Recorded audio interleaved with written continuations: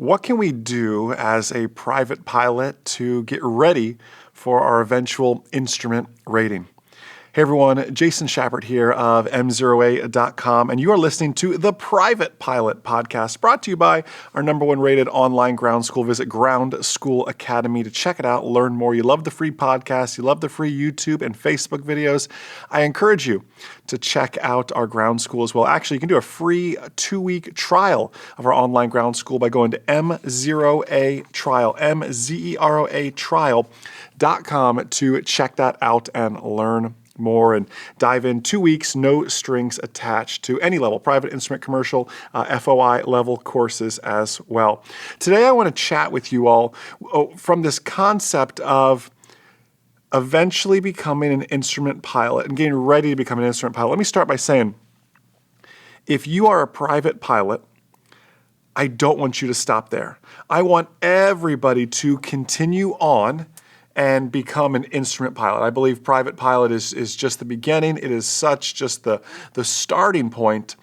I want you to absolutely, without a doubt, become an instrument-rated pilot.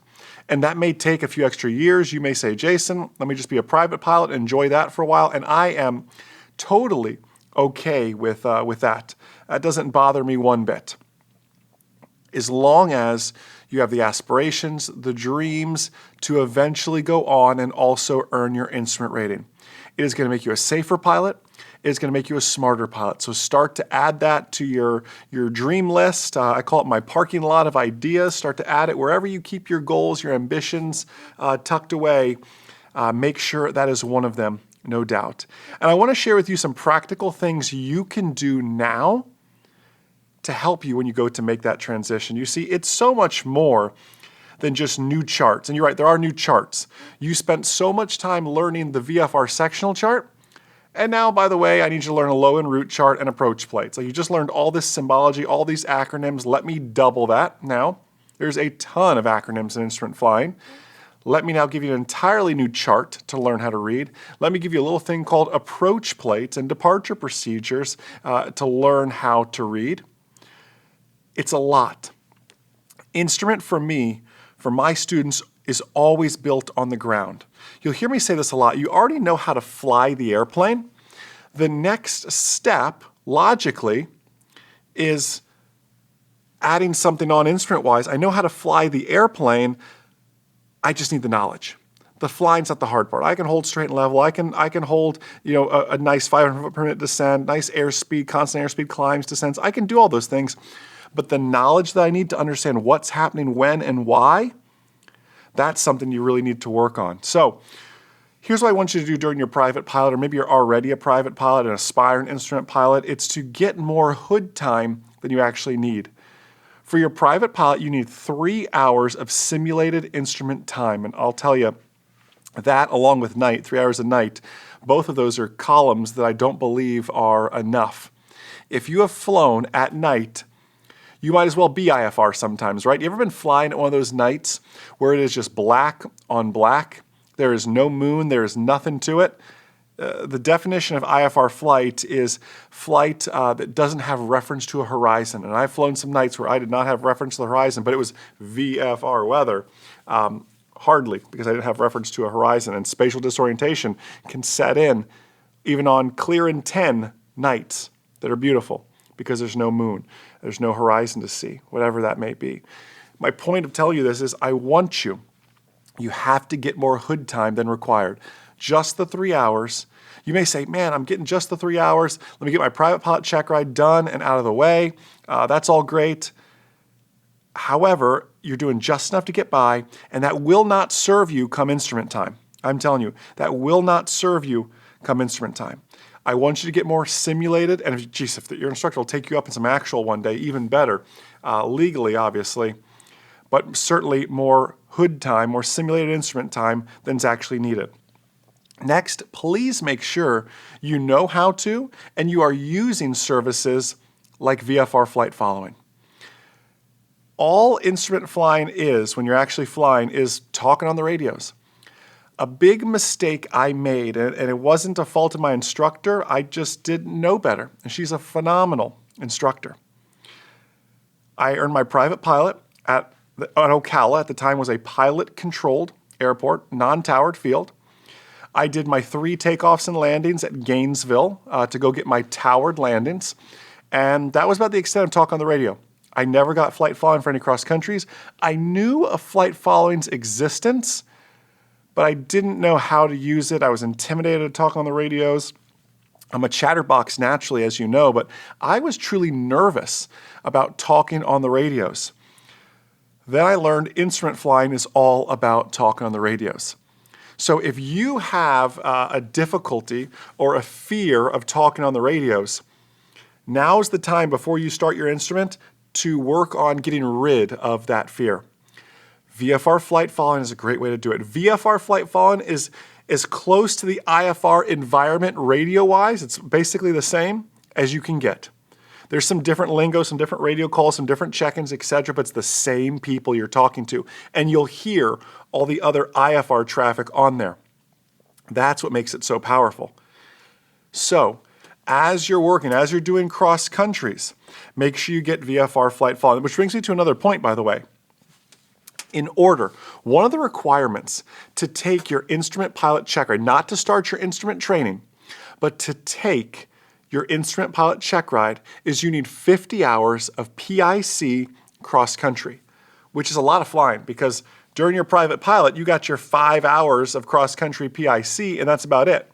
You need another 45 before you can take the instrument check ride, which puts a lot of people in a jam because they're thinking, wow, that's a lot of cross country time. How do I divide that up? How do I do that? Well, you can do like I did. You can pair up with a safety pilot and split some time with people just to get that experience in that way. You can rent a much less expensive aircraft to go make this cross. It doesn't have to say what the cross-country time is. It can be a little Cessna 150. It can be in a Cirrus. It doesn't matter. It just has to be cross-country. Honestly, a Cessna 150 flies a lot slower and a lot cheaper anyways. So you'll earn more time for your dollar in that little Cessna 150. But you need those 50 hours of PIC cross-country time. Start working towards some of those now, while earning while earning that time and obtaining VFR flight following as well. That is what's really going to benefit you. I don't want you to get all 50 before you start your instrument training because I actually want you to save some of that. We'll talk about that in the instrument podcast next week. I want you to save a little bit of that time because some of your instrument time is very, very valuable to do some instrument cross countries beyond just the minimum of what's required here. And when you're doing these cross countries, by the way, you want to really work on and step up your game. You have a radio fear, whatever that may be. Try to fly into some larger airports. Have you ever flown into a Class Bravo? It's not as intimidating as you think. It can be a little hectic depending on the time of day you get in and out of there. But other than expensive, because there are landing fees typically, it's a good time.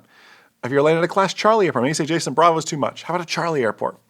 Or just a busy Class Delta airport. Let's fly to some larger cities, get in some busier airspace, get used to the air traffic control system because that is the system you're going to be living in and flying in for your instrument. You're constantly chatting with somebody. So again, my tips I would give you, if you're a private pilot, you're working on your private pilot now, maybe you're already a private pilot, aspiring to be an instrument-rated pilot, let me just give you those tips again. More hood time than needed. Whether you're in your training or you're out of your training, you can still go get some hood time with an instructor or, with an appropriate safety pilot for that matter. Please make sure you're getting things like flight following.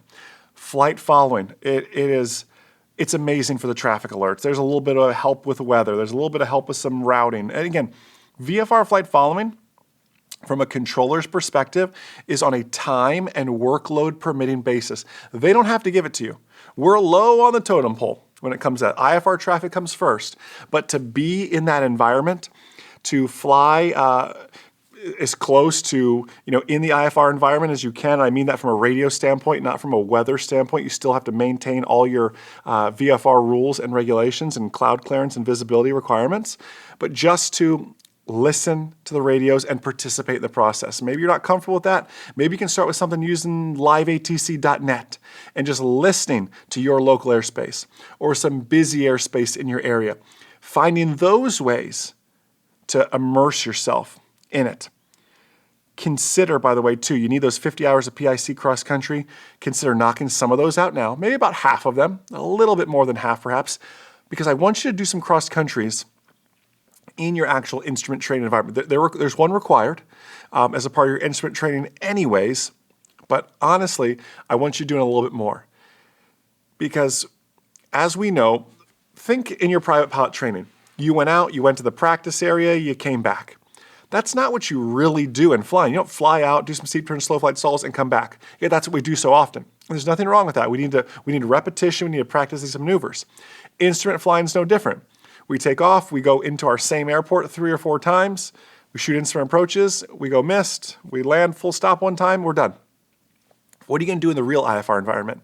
You're going to fly places. You're going to use it to go places. I want you to get that real world applicability in there. And if you have the opportunity to, consider flying into some larger, some busier airports as well. That is really going to help you with just being integrated in that environment. IFR can be faster paced, higher paced, controllers talking a little faster. Listening to other pilots interact with the controllers, again, it all just benefits you. It's like reverse osmosis. It all benefits you with that. So again, I believe every private pilot should aspire to eventually earn an instrument rating. It is paramount for aviation safety, for the safety of you. Again, you know at MzeroA.com, we're not here just to pass a written test. We're not here just to pass a check ride. I'm here to make you a safe real-world pilot. And earning your instrument rating is one of the absolute best ways to keep you, your spouse, your son, your daughter, your best friend, brother, sister, whoever your co-pilots are, keep them as safe as possible. Earning an instrument rating, and then obviously respecting the limits of yourself and of the instrument rating, not using it to go blazing into terrible weather conditions. You still have to be respectful of that. But it's just something I want you to add to your goals. It's something I want you to keep in mind to keep pushing forward towards that instrument rating. And then if that intrigues you, tune in next week. You know, we also have produced the Instrument Pilot podcast as well. Comes out next week on Wednesday, so you can listen to that new one. I'll be talking about going beyond the ACS in your instrument training a little bit, and there's a ton of archived episodes for you to check out there as well. But thank you so much. Thank you so much for being such a blessing to myself, this amazing team here at MzeroA.com. We truly wake up every morning with our mission to make safer, smarter pilots. If there's anything we can do this week to help fulfill that mission, to help make you that safer, smarter pilot, please, please, please don't hesitate to reach out.